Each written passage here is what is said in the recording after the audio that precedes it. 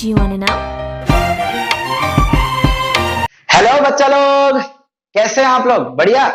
So students, you are most welcome to the grammar lecture. बच्चा लोग, आज हम देखने जा रहे हैं आपके ग्रामर का एक बहुत ही इंपॉर्टेंट टॉपिक, जो कि है एक्टिव पैसिव वॉइस। क्या चीज? Active passive voice. बच्चा लोग, इस टॉपिक को जितना भी सीख लो, कहीं ना कहीं बच्चे इसको कंप्लीटली ध्यान नहीं दे पाते। उसका रीजन कि बच्चे लोग इसको समझते नहीं है। बस इनको एक शॉर्टकट तरीका बता दिया जाता है कि ये आवे तो ये कर लो, ये आवे तो ये कर लो, और 10 मिनट में इसको टॉपिक को खत्म कर दिया जाता है।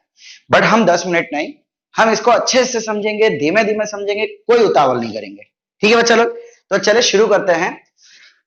सबसे पहले भाई, ये एक्टिव पैसिव वॉइस होता क्या है, इसकी हमको जरूर क्या है, क्यों हम इसको सीख रहे हैं। तो भाई, एक्टिव पैसिव वॉइस क्या होता है भाई? जैसे मान लो कि आप अगर किसी को कुछ बता रहे हो, कोई काम हो रहा है। देखो, एक्टिव पैसिव वॉइस कब पॉसिबल है? जब कोई काम हो रहा होगा। मतलब अगर सेंटेंस में वर्ब आएगा तो ही active passive voice conversion possible है, अदरवाइज पॉसिबल नहीं है।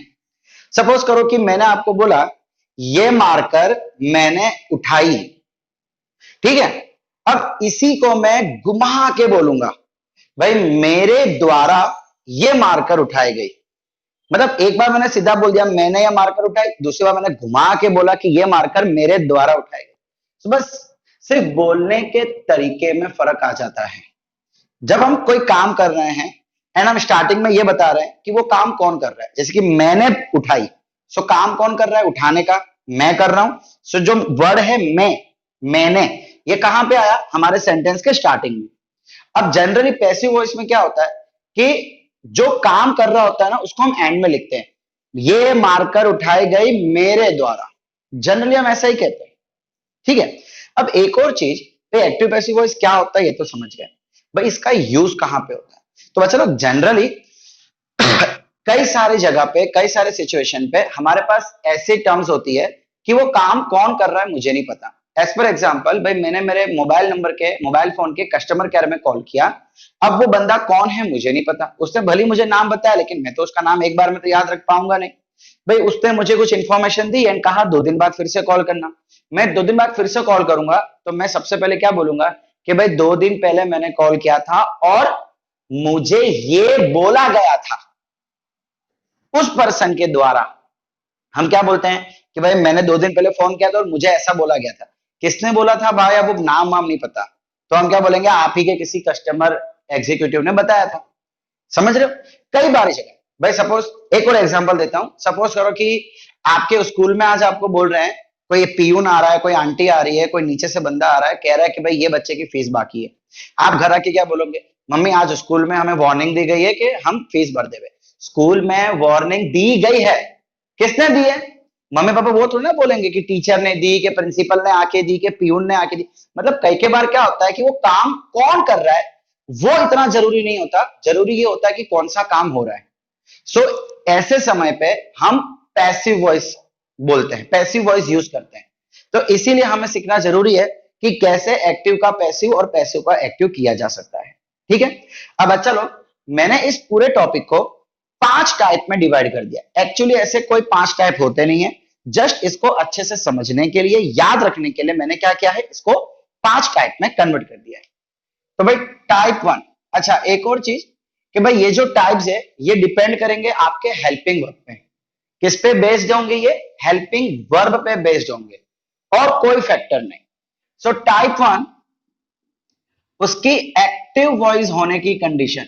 भाई मुझे कैसे पता चलेगा कि वो एक्टिव है और कैसे पता चलेगा कि वो टाइप 1 ही है? तो टाइप 1 में एक्टिव वाले सेंटेंस में हेल्पिंग वर्ब इज एब्सेंट। मतलब is, am, are, was, were, can, could, shall, should, has, have, had, may, might, कुछ भी नहीं आएगा। कुछ भी मतलब कुछ भी नहीं आएगा। अगर ऐसा कोई सेंटेंस आ गया तो वो हो जाएगा आपका एक्टिव सेंटेंस। अब मुझे अगर इसको पैसिव में कन्वर्ट करना है, तो पैसिव में भाई देखो टाइप 5 है, सबका जो पहला स्टेप होगा पैसिव में कन्वर्ट करने का वो सबका सेम रहेगा, इसीलिए मैं उसको बोल देता हूं स्टेप ए। अब ये स्टेप है क्या? जरा यार ध्यान से देखिएगा। स्टेप ए भाई सबसे पहले आपको क्या करना है, interchange the subject and object. Subject और ऑब्जेक्ट को इंटरचेंज कर दो।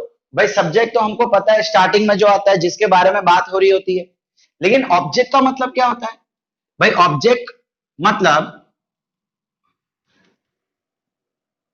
वर्ड या तो वर्ड्स आफ्टर वर्ब। बच्चा एक्चुअली ऑब्जेक्ट ये होता है कि वो जो भी काम हो रहा है वो किसके लिए हो रहा है या किसकी मदद से हो रहा है। एज पर एग्जाम्पल, मेरी मम्मी मेरे लिए पानी लेके आई, तो यहाँ पे दो ऑब्जेक्ट है। मम्मी ने काम किया, किसके लिए किया? मेरे लिए किया। कौन सा काम किया? पानी लाने का काम किया। तो दोनों वर्ब, दोनों ऑब्जेक्ट हो गया, ठीक है। बट बहुत बार कंफ्यूजन होती है ना, तो कंफ्यूजन दूर करने के लिए इतना याद रखो कि वर्ब के तुरंत बाद जो भी शब्द आएगा वो हमारा ऑब्जेक्ट बन जाएगा। हो सकता है कभी कभार एक से ज्यादा वर्ड भी हो। भाई एज पर example, a glass of water, my mom brought a glass, मेरी मम्मी ग्लास का पानी लेके आई, तो माई मॉम ब्रॉट वर्ब हो गया। अ ग्लास ऑफ वाटर, तो भाई ये पूरा ऑब्जेक्ट हो जाएगा ना। अब आप बोलो कि ब्रॉट के बाद क्या आ रहा है? ए, तो एक ए मेरा ऑब्जेक्ट हो गया। भाई अकेला ए कभी ऑब्जेक्ट होता है? नहीं ना। अ ग्लास ऑफ वाटर पूरा एक साथ है, पानी का ग्लास, इसीलिए वो पूरे वर्ड्स हम आगे लेके जाएंगे। इंटरचेंज का मतलब है कि ऑब्जेक्ट जो भी है उसको पकड़ के आगे ले आओ और सब्जेक्ट जो भी है उसको पकड़ के पीछे ले जाओ, दोनों की जगह अदला बदला कर दो। और लास्टली, भाई आप जिसको भी पीछे लेके जा रहे हो ना, जो भी सब्जेक्ट को पीछे लेके जा रहे हो उसके साथ आपको लगाना है बाय, ठीक है। अब कई कई बार अगर आपके सब्जेक्ट प्रोनाउन है, मतलब कि अगर नाउन नहीं है प्रोनाउन है, तो वो कई बार चेंज हो जाते हैं। मतलब मान लो कि एक्टिव में आपके जो सब्जेक्ट है वो है I, he, she, we, then you, it. तो इसमें कुछ जब उसको पैसिव में कन्वर्ट करोगे तो इसमें कुछ चेंजेस आ जाएंगे। क्या चेंजेस आएंगे? आई का बन जाएगा मी, बाय मी। ही का बन जाएगा बाय हिम। शी का बन जाएगा बाय हर। वी का बन जाएगा बाय अस। यू का यू ही रहेगा, बाय यू। और इट का इट ही रहेगा। एंड यस, एक और दे, तो दे का बन जाएगा बाय देम। यानी कि जब आप सब्जेक्ट को पीछे लेके जाओ और अगर सब्जेक्ट प्रोनाउन है तो ही ये वाली कहानी ध्यान रखनी है। अगर नाउन है, किसी का नाम है मोहित, तो भाई मोहित को पीछे ले जाओ।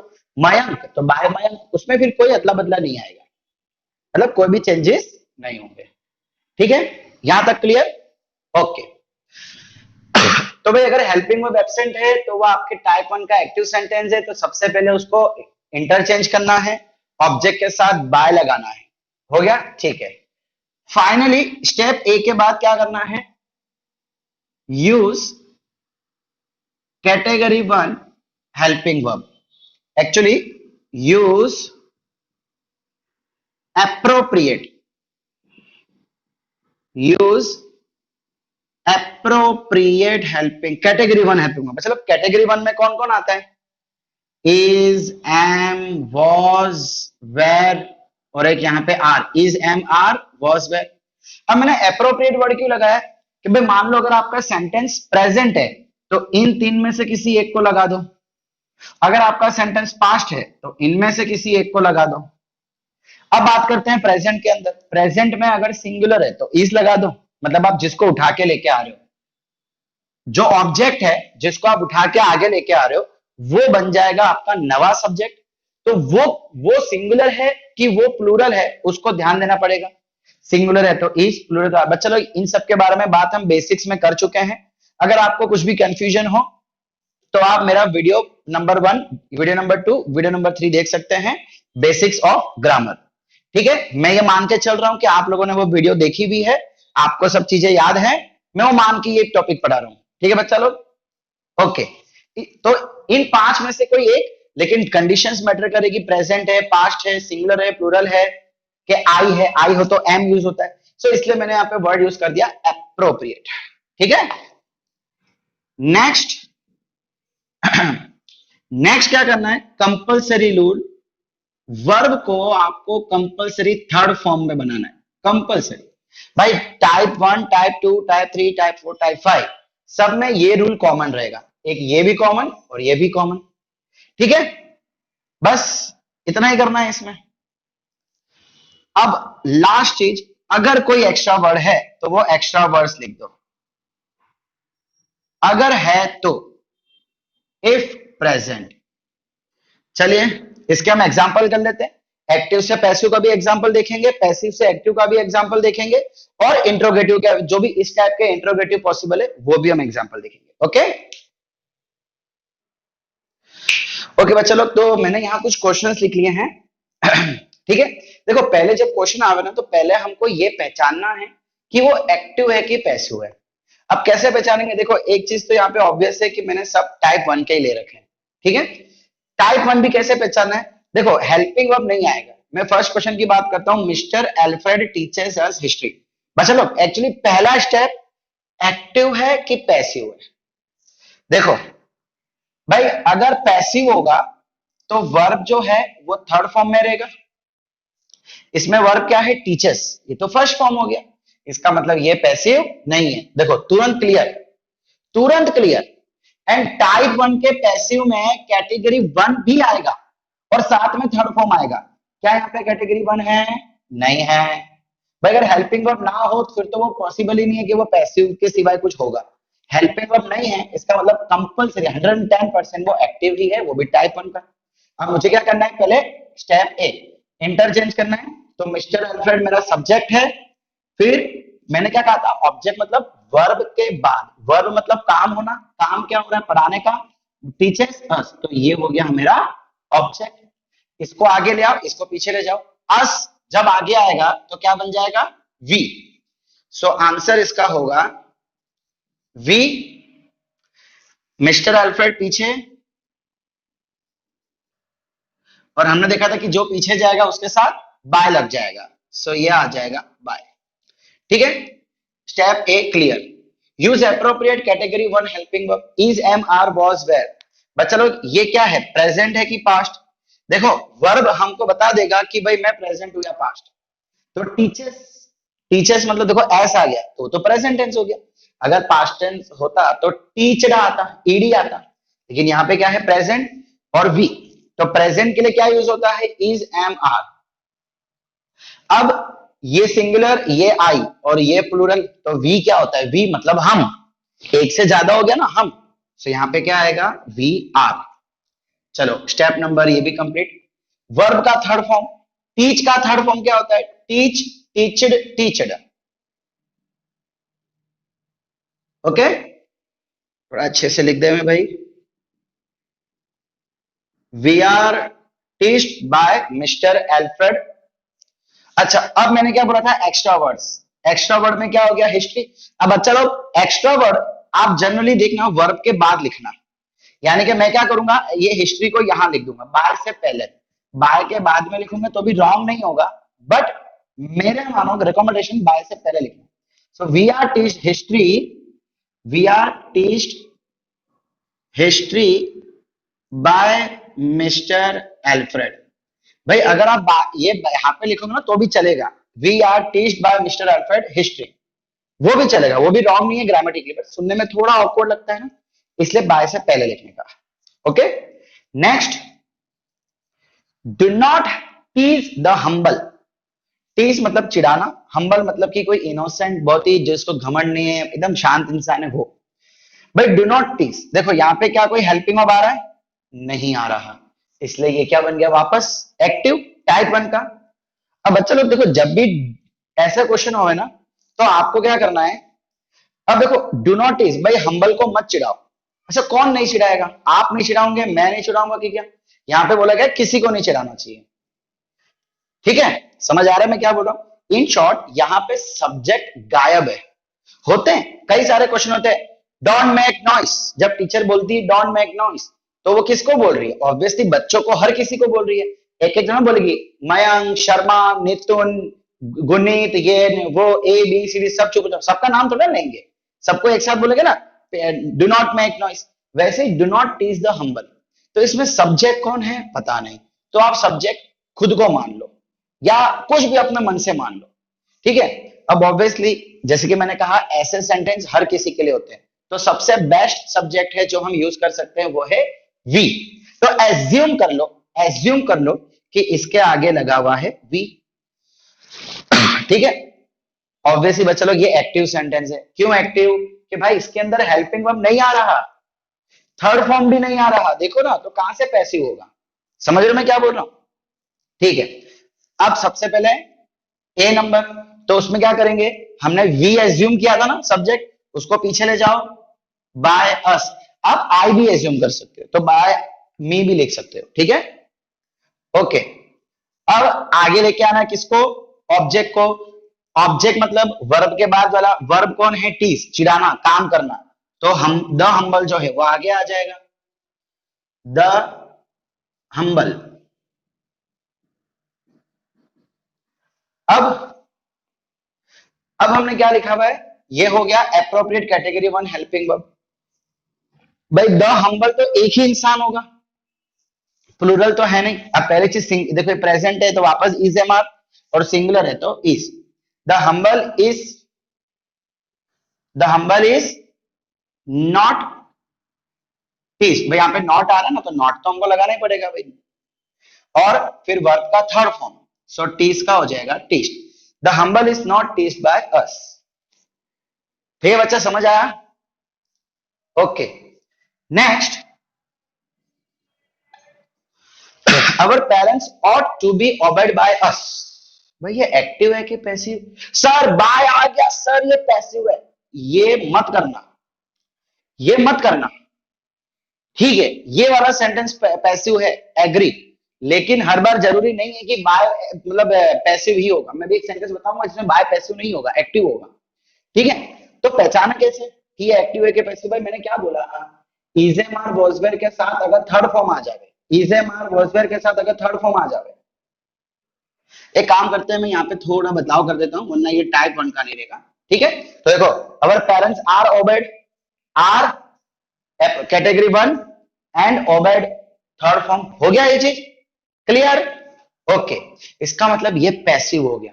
अब इसको एक्टिव में कन्वर्ट करना है, तो भाई इसका उल्टा, ये जो भी हमने किया ना इसका उल्टा कर दो।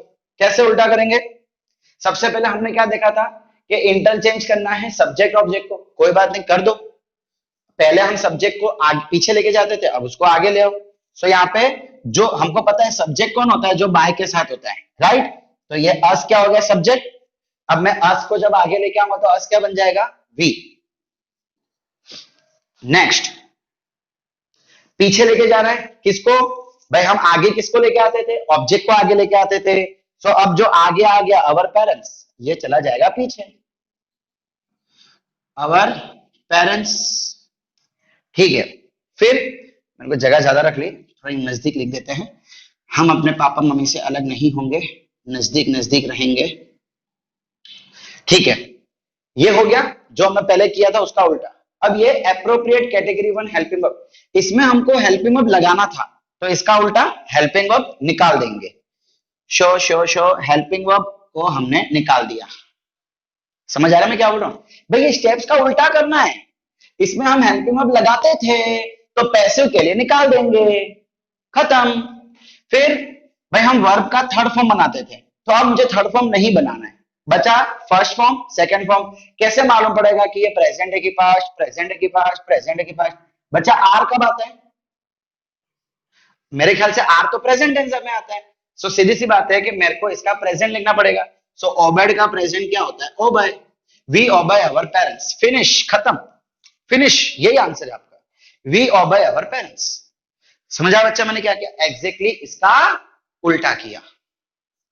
यहां पे याद रखना कि जब आप थर्ड फॉर्म हटाओगे तो दो पॉसिबिलिटी है, प्रेजेंट टेंस भी आ सकता है, पास्ट टेंस भी आ सकता है। हमें क्या देखना है कि भाई दिया हुआ सेंटेंस प्रेजेंट में है कि पास्ट में।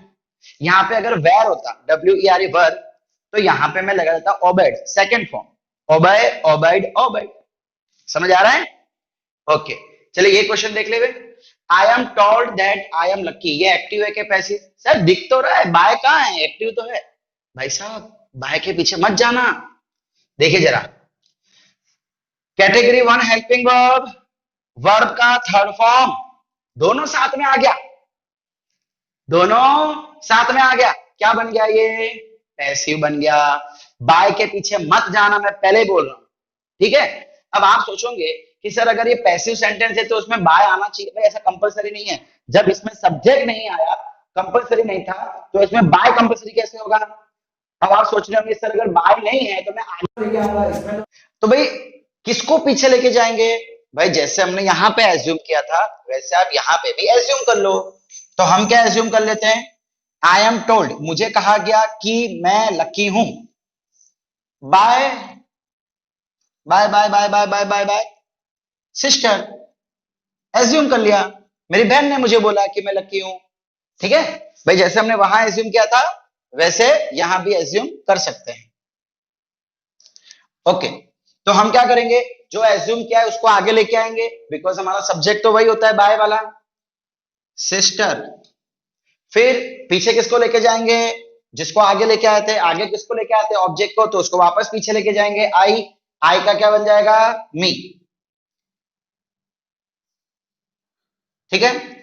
तो ये हो गया, इसका उल्टा हो गया, इसका उल्टा, अच्छा इसका हो गया ना, तो यही हमने काम किया ना, खाली आगे पीछे किया। एप्रोप्रिएट हेल्पिंग वर्ब लगाना था तो उसका उल्टा कर दो, भाई ये पैसिव है, पैसिव का एक्टिव बना रहे हैं तो इसका उल्टा, तो इसमें यूज करना था तो हमने उसको निकाल दिया। फिर वर्ब का थर्ड फॉर्म, तो थर्ड फॉर्म को हमको हटाना है, फर्स्ट या सेकंड लगाना है, कौन सा लगाएंगे? तो भाई हेल्पिंग वर्ब कौन सा है? एम, एम कब आता है? प्रेजेंट में, तो इसका हम कर देंगे प्रेजेंट। सिस्टर टेल मी, बच्चा टेंसेस सीखा ना अभी अभी, टेंसेस में हमने क्या बोला था? सिंपल प्रेजेंट टेंस हो और अगर सिंगुलर हो तो यहां पे एस लगेगा। एक ग्रामर के अंदर दूसरा ग्रामर, ये है English grammar. Sister tells me, फिर यहां से ये एक्स्ट्रा वर्ड है ना, इसको तो एज इट इज रख दो, दैट आई एम लकी। बच्चा लोग देखो, वैसे भी इसमें कोई वर्ब नहीं है तो यहां तो वैसे भी एक्टिव पैसिव नहीं हो सकता। आई एम लकी, लकी कोई काम है? चलना आज हम लक्की करके आते हैं। क्या तू सुबह सुबह लक्की करके आया? ऐसे बोलते कभी नहीं ना। इसका मतलब यहाँ पे कोई वर्ब है नहीं, तो यहाँ पे तो एक्टिव पैसिव वैसे ही पॉसिबल नहीं है, तो ये एज इट इज यहाँ पे आ जाए। समझ आया बच्चा लोग? फटाफट इसको लिखिए, फिर इसके बाद हम इंट्रोगेटिव सेंटेंस करते हैं इसी टाइप के। अच्छा बच्चा लोग यहां ध्यान देना, यहां हमसे गलती से मिस्टेक हो गई भाई, टीच टॉट टॉट, याद आया कुछ है ना? तो यहां पे क्या आ जाएगा? टॉट, TAUGHT, ठीक है बच्चा लोग। सॉरी गलती मिस्टेक हो गई, मारना मत भाई। ओके बच्चा लोग, तो फिलहाल मैंने आपके सामने 4 तरीके के इंट्रोगेटिव सेंटेंस लिखे हुए हैं, जिसको कई बार हमको एक्टिव से पैसिव या पैसिव से एक्टिव करने को कहा जाता है। अब बच्चा लोग मैंने यहाँ पे कोशिश की है कि मैं इंट्रोगेटिव के हर तरीके को आपको बता सकूं। देखो इंट्रोगेटिव क्वेश्चन बनाने के 3 तरीके होते हैं, या तो आप उसकी शुरुआत डू डस डिड से करो, या तो उसकी शुरुआत किसी हेल्पिंग वर्ब से करो, हैज हैव कैन कैड, है ना, या तो आप उसकी शुरुआत WH वर्ड से करो, व्हाट वेयर व्हेन हाउ। तो पहले हम ये देख रहे हैं फिलहाल डू डस डिड से शुरू होते हो तो, एंड हाउ और हु से शुरू होते हो तो। अब सबसे पहला काम आपको क्या करना है, ये पहचानना है कि ये एक्टिव है क्या पैसिव। फिर उसके बाद ये पहचानना है कि ये टाइप 1 है कि कौन सा। फिलहाल आपको पता है कि मैं टाइप 1 ही पढ़ा है तो टाइप 1 के ही होंगे, उस्ताद हो, कोई बात नहीं बाद में पूछूंगा, ठीक है। अब करना क्या है भाई, देखो जब भी इंट्रोगेटिव वाले क्वेश्चन आवे ना, सबसे पहले उसको एसर्टिव में चेंज करो, हमने सीखा हुआ है ना इंट्रोगेटिव इनटू एसर्टिव। तो भाई how did you arrive at this conclusion, अब इसको सबसे पहले एसर्टिव में करो। एसर्टिव में कैसे करोगे, कहां लिखूं? बच्चा लोग इसको हटा दो, थोड़ी जगह बन जावे तो मेरे काम आ जावे। ओके, आई थिंक आपको अभी तक याद रह गया होगा कि ये क्या है। स्टेप नंबर ए, तो जब भी WH वाला वर्ड आवे ना बच्चा लोग, सबसे पहले क्या करना है, उसको निकाल दो, सिंपली निकाल दो। उसको निकालने के बाद क्या बचेगा आपके पास? अगेन डू डस डिड कुछ ना कुछ बचेगा, ठीक है। अब जो भी बचा उसको लिख लो। क्या बचा? Did you arrive at this conclusion, ठीक है। अब बच्चा लोग इसमें कोशिश ये करो कि स्टार्टिंग में सब्जेक्ट हो और कुछ नहीं। अब स्टार्टिंग में सब्जेक्ट चाहिए, मतलब मुझे डीड को निकालना पड़ेगा। डेट निकालूंगा तो मुझे पता है कि यहाँ पे क्या हो जाएगा, पास्ट टेंस। डिड हमने देखा था ना कि अगर क्वेश्चन में डिड होगा तो प्रेजेंट रहेगा, अगर डिड हटा दूंगा तो फिर मुझे कंपलसरी क्या करना पड़ेगा, पास्ट टेंस करना पड़ेगा। दिख रहा है भाई? हाँ दिख रहा है, ठीक है। ये मैंने क्या कर दिया, टोटली इसको एसर्टिव में कन्वर्ट कर दिया। डू डस डिड नहीं होना चाहिए। हाँ अगर एनओटी नॉट होता तो मुझे डिड रखना ही पड़ता, ना चाहते हुए रखना पड़ता, ठीक है। तो अब क्या करूं, अब इसको पहचानो कि ये क्या है, ये एक्टिव है कि पैसिव है। भाई इसमें हेल्पिंग वर्ब आ रहा है? नहीं आ रहा, मतलब क्या हो गया, एक्टिव हो गया। तो पहले एक्टिव है क्या पैसिव चेक करने के लिए उसको एसर्टिव में बदलना पड़ेगा। बदल दिया। अब इसका पैसिव सेंटेंस बना दो जो अभी तक हम करते आए थे। सो हम क्या करेंगे, अराइव एट दिस कंक्लूजन। तो हमारा ऑब्जेक्ट क्या हो गया, वर्ब के बाद वाला। वर्ब कौन है, अराइव। अब देखो बच्चा लोग कई कई बार जो कंजंक्शंस आते हैं ना, एट कंजंक्शंस, सॉरी क्या बोलते हैं, प्रीपोजिशन, सॉरी। तो उस प्रीपोजिशंस को हम ऑब्जेक्ट के साथ नहीं काउंट करेंगे। मतलब अच्छा एक और चीज अब अगर प्रीपोजिशन को ऑब्जेक्ट काउंट नहीं करेंगे तो फिर ऑब्जेक्ट होगा क्या। अब चलो ये एक केस बन गया जहां पे आपको ऑब्जेक्ट एज्यूम करना पड़ेगा। अभी तक आपने क्या देखा था कि सब्जेक्ट एज्यूम किया था, राइट।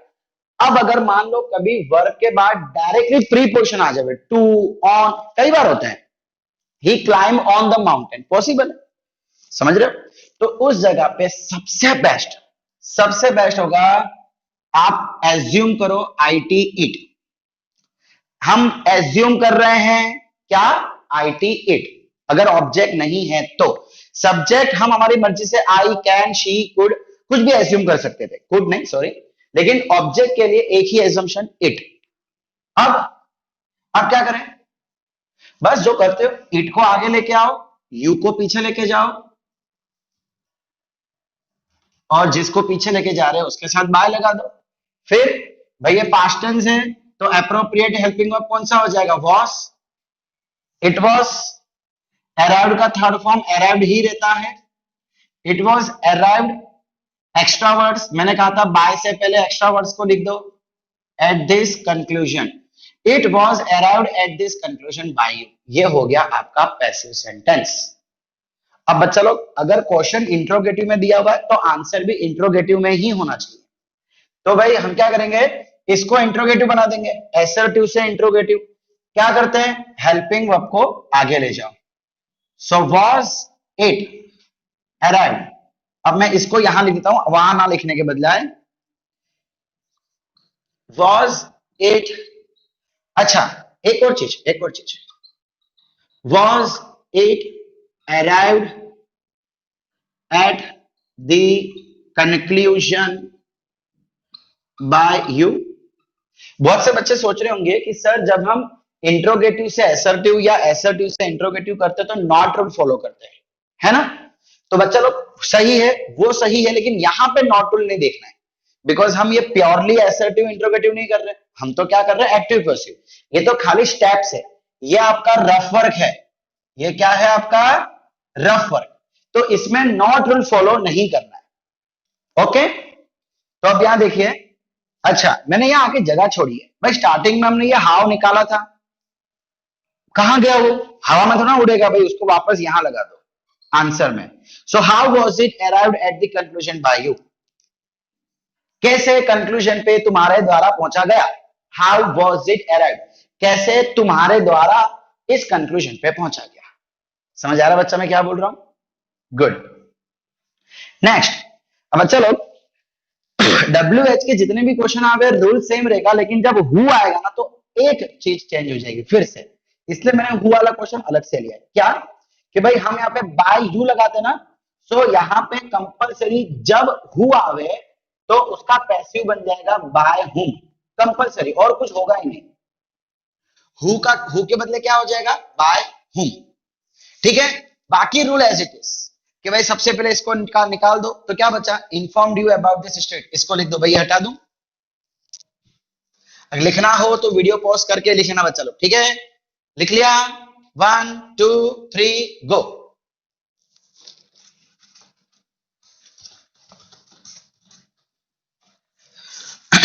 तो मैं क्या करूंगा यहाँ पे, जो ये बच गया है ना, informed you about the state, इसको यहां लिख लेते हैं, informed you about the street. ठीक है, खत्म।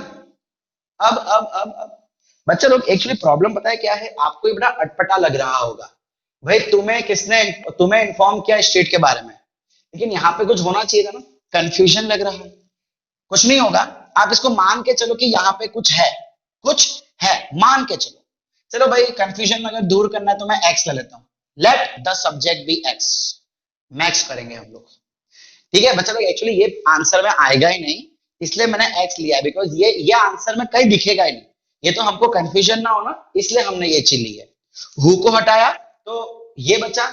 अब यहाँ पे तुम्हें इन्फॉर्म किया, तो किसने इन्फॉर्म किया पता नहीं, जैसे कि सब्जेक्ट एज्यूम करना पड़ेगा। ठीक है, बट यहाँ पे क्या पिक्चर में नहीं आएगा, देखते जाओ। अब क्या करना है हमको, इसका पैसिव करो, ये एक्टिव है ना, बिकॉज देखो इसमें हेल्पिंग वर्ब नहीं आ रहा, तो ये एक्टिव है, इसका पैसिव करो।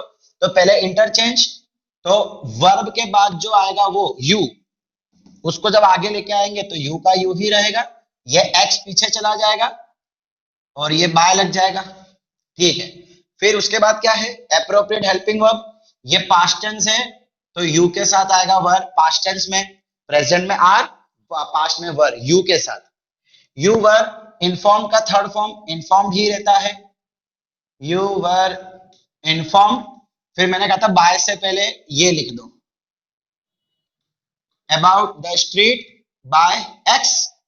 अब चलो, मैंने कहा था बाय एक्स तो कुछ होगा ही नहीं, इसकी कोई जरूरत नहीं है, ये जो सेंटेंस बचा उसको यहां लिख दो, जो आपको आंसर मिला उसको यहां लिख दो, bye whom you were informed, by whom you were informed about this street। समझ आया मैंने क्या किया। अगर हु के सिवाय कोई हेल्पिंग वर्ब हो तो वो एज इट इज लगेगा, उसको हटा के पहले प्योरली एसर्टिव बनाओ, उस एसर्टिव का इंट्रोगेटिव करो, इंट्रोगेटिव का फिर से मतलब सॉरी एसर्टिव का पैसिव करो, और पैसिव का फिर से इंट्रोगेटिव कर दो। लेकिन अगर हु आवे तो कंपलसरी बाय हुम लगाना है, तो सब्जेक्ट तो होगा नहीं, तो कंफ्यूजन ना हो इसलिए हमने क्या किया, सिर्फ सब्जेक्ट को एज्यूम कर लिया, उसको आंसर में लगाना हमको नहीं है। समझ आया भाई, ओके। अब अगर डू डज डिड से क्वेश्चन शुरू होता, रूल विल रिमेन सेम, क्या ओके। तो बच्चा लोग देखिए, पहले इसको आप बनाइए एसर्टिव में। तो बच्चा जब भी डू डज डिड आवे ना, तो उसको एसर्टिव बनाने का सबसे बेस्ट तरीका कि डू डज डिड को निकाल दो, और निकालने पे जो चेंजेस करने होते कर दो। तो सबसे पहले डू को हटा दूं, भाई मुझे पता है डू को निकालूंगा तो कोई चेंज नहीं होता, डज पे चेंज होता है, डिड पे चेंज होता है, लेकिन डू तो न्यूट्रल है। So simply you know this gentleman. अब बच्चा ये एक्टिव है कि पैसिव, हेल्पिंग वर्ब एब्सेंट नहीं आ रहा, तो ये क्या हो गया, पैसिव। ही एक्टिव, भाई हेल्पिंग वर्ब नहीं है ना, तो हेल्पिंग वर्ब नहीं होगा तो एक्टिव होगा, तो इसका पैसिव बनाओ, ये वर्ब ये ऑब्जेक्ट, इसको आगे ले आओ, दिस जेंटलमैन ये आपका सब्जेक्ट, सब्जेक्ट को पीछे ले जाओ, यू पीछे जाएगा तो यू का यू, एंड ये हो गया एप्रोप्रिएट हेल्पिंग वर्ब। ये प्रेजेंट की पास्ट, नो क्या होता है, प्रेजेंट। सो प्रेजेंट में क्या लगेगा, is am are, this gentleman is, भाई एक ही है ना, दिस जेंटलमैन ये वाला एक, so this gentleman is. Verb का थर्ड फॉर्म, नो का थर्ड फॉर्म क्या होता है, knew, known, know knew known, okay. So this gentleman is known by you, ये बन गया पैसिव। अब इसको इंट्रोगेटिव करो और यहां लिख दो, क्वेश्चन इंट्रोगेटिव तो आंसर भी इंट्रोगेटिव। तो भाई इसका इंटरोगेटिव करना होगा तो सिंपली हेल्पिंग वर्ब को उठा के आगे ले आओ, सीखा हुआ है ना हमने, नॉट रूल नहीं फॉलो करना है। So is this gentleman, is this gentleman non by you. समझ आया? ठीक है, था इजी, वही करना है। अब इसके बारे में बात कर लेते हैं। Did the Avenger want PUBG? Same चीज, पहले तो डू डस डीड अगर आता हो तो उसको निकाल दो। सो क्या बच गया यहां पे? द एवेंजर, मुझे पता है मैंने सब मिक्सिंग कर दिया है, हमें तो सेंटेंस से मतलब है। द एवेंजर, अच्छा एक चीज मैंने गलती कर दी थी, यहाँ पे क्वेश्चन में विन आना चाहिए था। The Avenger win PUBG. अब एक गलती आप लोगों ने कर दी, क्या? डिड को हटाने पे पास्ट टेंस वर्ब पास्ट हो जाएगा, तो क्वेश्चन में विन है तो आंसर में हमें क्या करना पड़ेगा? वॉन। क्यों? बिकॉज हमने डिड निकाल दिया है। ओके, ये सेंटेंस बन गया। अब पता लगाओ कि ये एक्टिव है कि पैसिव। हेल्पिंग वर्ब नहीं आ रहा तो बन गया ये एक्टिव। अब इसको पैसिव में कन्वर्ट करो, ये सब्जेक्ट, ये ऑब्जेक्ट, ये verb. So PUBG by the Avenger, ठीक है। स्टेप ए कंप्लीट। एप्रोप्रिएट हेल्पिंग वर्ब, ये पास्ट टेंस तो यहां भी पास्ट टेंस आएगा, सिंस पबजी एक ही है तो वॉस। ये भी हो गया। वर्ब का थर्ड फॉर्म, वॉन का थर्ड फॉर्म वॉन ही होता है, विन वॉन वॉन, तो PUBG was won by the Avenger. इसका इंट्रोगेटिव बना के यहां आंसर में लिख दो, क्वेश्चन इंट्रोगेटिव तो आंसर भी इंट्रोगेटिव। तो ये जो वॉस को हम क्या करेंगे? आगे ले आएंगे, simple. Was the, sorry the नहीं, was PUBG, was PUBG won by the Avenger, Avenger. क्या पबजी एवेंजर द्वारा जीती गई थी? डिड एवेंजर, क्या एवेंजर पबजी जीते थे? क्या पबजी एवेंजर के द्वारा जीती गई थी? देखो है क्या नहीं एक्टिव पैसिव का कमाल। Okay, yes. एक चीज, हाफ मार्क कट होने वाले हमने किए हैं कि हमने कहीं पे भी क्वेश्चन मार्क नहीं लगाया। यदि आप क्वेश्चन मार्क नहीं लगाएंगे तो आपके मार्क्स उड़ जाएंगे। ठीक है बच्चा लोग? तो बच्चा लोग चलिए अब आगे कुछ क्वेश्चंस और देख लेते हैं इंट्रोगेटिव के। इसमें क्या सब कुछ पहले जैसे होगा कि कुछ अलग होगा, देखते हैं। अच्छा बच्चा लोग, आपने अभी जितने भी क्वेश्चंस किए इंट्रोगेटिव के, कुछ उसमें आपने ऑब्जर्व किया? जो डू डस डिड वाले क्वेश्चन होंगे ना, अगर इंट्रोगेटिव में डू डस डिड वाले आएंगे तो समझ जाना कि वो टाइप 1 के ही होंगे। क्यों? बिकॉज उसमें हेल्पिंग वर्ब नहीं होता। अगर हेल्पिंग वर्ब होता तो हमको पता है कि इंट्रोगेटिव की शुरुआत हेल्पिंग वर्ब से ही होती है। समझ आ रहा है मैं क्या बोल रहा हूं? अगर हेल्पिंग वर्ब होता तो शुरुआत उससे होती, तो डू डस डिड की तो कोई जरूरी नहीं पड़ती। अगर डू डस से शुरुआत है, समझ जाओ कि वो एक्टिव है। अगर इज एम आर वॉज से शुरुआत हो रही है, वॉज वेयर से शुरुआत हो रही है, तो समझ जाओ कि वो एक्टिव भी हो सकता है पैसिव भी। उसको चेक करना पड़ेगा, ठीक है। बिकॉज टाइप 2 में एक्टिव में is am are was were आता है, टाइप 1 में is am are was were passive में आता है, एक्टिव में नहीं। ठीक है, वो जब हम देखेंगे ना टाइप 2 तो मैं आपको और अच्छे से समझाऊंगा। चलिए, where was he killed, same जो पहले हमने किया था। अगर डब्ल्यू एच वाले क्वेश्चन है तो उसको हटा दो। क्या बचा? वॉज ही मर्डर्ड, लिख दो यहां पे, वॉज ही मर्डर्ड। क्या अभी ये एसर्टिव बन गया? भाई एसर्टिव सेंटेंस में पहले सब्जेक्ट आता है, बाद में हेल्पिंग वर्ब आता है, तो हम इसको क्या कर देंगे? ही वॉज कर देंगे। समझ आया? ठीक है। अब पता लगाओ कि ये एक्टिव है कि पैसिव। देखो पहले एसर्टिव में कन्वर्ट करना जरूरी है और फिर पता लगाओ कि ये एक्टिव है कि पैसिव। तो भाई हेल्पिंग वर्ब भी आ रहा है और साथ में थर्ड फॉर्म भी आ रहा है। हेल्पिंग वर्ब भी आ रहा है, साथ में थर्ड फॉर्म भी आ रहा है, तो ये क्या बन गया? पैसिव। तो पहले इसका एक्टिव बनाओ। अच्छा एक्टिव कैसे बनेगा? इसका उल्टा करते जाओ। पहले इंटरचेंज, ही वॉज मर्डर्ड। अब ये पैसिव है तो बाय पता नहीं है, बाय पता नहीं है तो एज्यूम कर लो बाय हिम। कोई आदमी होगा जिसने उसका मर्डर किया होगा, बाय हिम। ठीक है, बाय पायल, बाय प्रियांशी। एज्यूम कर लो ना, आप क्या जा रहे हैं आपके। तो इसको आगे ले आएंगे, तो हिम को आगे ले आएंगे तो ही, फिर इसको आगे लेके आए, इसको पीछे लेके जाना पड़ेगा तो वापस हिम हो जाएगा। बस चलो कंफ्यूज मत होना, ही और हिम हमने एज्यूम हिम किया है, तो इसको आगे लेके आए तो ही, इसको पीछे लेके गए तो हिम।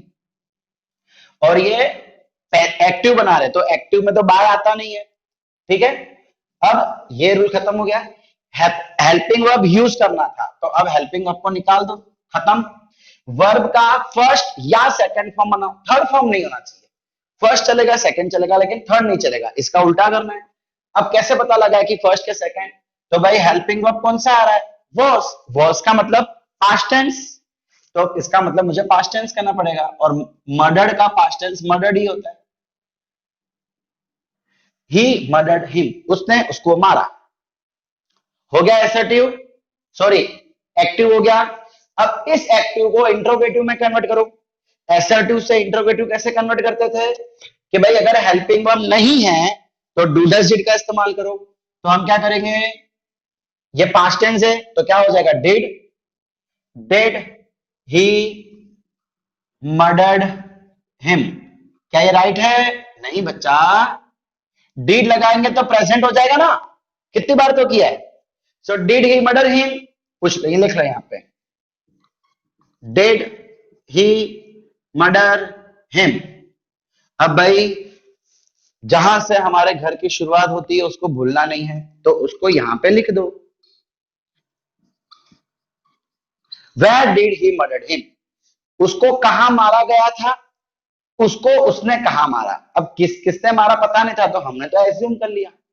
समझ आ रहा है मैं क्या बोल रहा हूं। तो बस ये बन गया आपका आंसर। इसका मतलब इससे पहले जो हमने क्वेश्चंस देखे थे वो एक्टिव से पैसिव के इंट्रोगेटिव थे, अब हम जो देख रहे हैं वो पैसिव से एक्टिव वाले इंट्रोगेटिव है। ठीक है, कैसे पहचानना है मैं वो तरीका बताते जा रहा हूं। पहले एसर्टिव में कन्वर्ट करो, उसके बाद पहचानो, डायरेक्टली पहचानने की कोशिश मत करो। ठीक है, आगे बढ़े, लिख लिया ये, फटाफट लिख लो जिसको भी लिखना हो, फिर आगे बढ़े। सेकंड क्वेश्चन क्या है, इज, चलो पहले ये कर लेते हैं WH वाले। अब बच्चा लोग अगर आपको याद हो तो इससे पहले मैंने क्या बताया था कि हु का कंपलसरी बाय हुम करना पड़ेगा, तो वैसे ही बाय हुम का, अब एक चीज तो क्लियर है कि बाय हुम आ गया मतलब ये तो पैसिव ही है, तो इसमें मुझे शुरुआत करनी पड़ेगी हु से। ठीक है, बाय हुम के सिवाय जितना भी बचा है उसको यहां लिख लो। चलो मिटाओ इसको, चलिए।